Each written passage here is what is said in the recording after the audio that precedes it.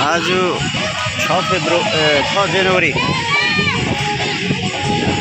को दिन हामी सम्पूर्ण साथीहरू लिएर यो पिकनिक खेल्न आएको र यो जग्गा चाहिँ तपाईहरु यसरी हेर्न सक्नुहुन्छ।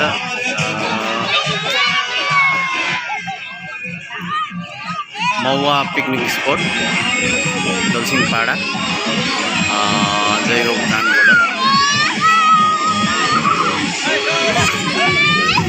अन्त हाम्रो पार्टी चाहिँ यहाँ माडचुडी गर्नुमा व्यस्त छ। कसैले खसीको मासु पकाउँदैछ, कसैले नानी पकाउँदैछ, कसैले रक्सी बाँड्दैछ। गाना बजेकै छ, दुईतिरबाट गाना बजेको, बिचमा हामी छौँ। कुन चाहिँ गाना सुन्नु भइरहेछ।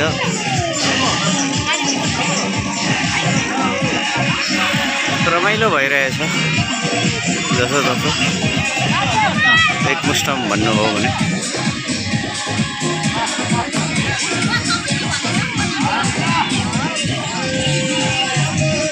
खसीको मासु यहाँ पाक्दैछ।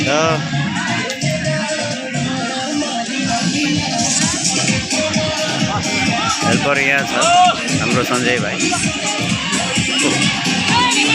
जहिले पनि डान्समा एकदम एक्टिभ हाम्रो सुकु। हाम्रो कुकम्यान सागर दा हल्का पक्रिरहेछ, केही छैन। सबैले इन्जोय गरिरहेको अवस्था। आज समग्रमा भन्नु भने मजा छ। मतलब हल्का रिल्याक्सेसन पनि छ, मतलब रिल्याक्स छ। ड्युटीबाट पनि फ्री टाइम हो।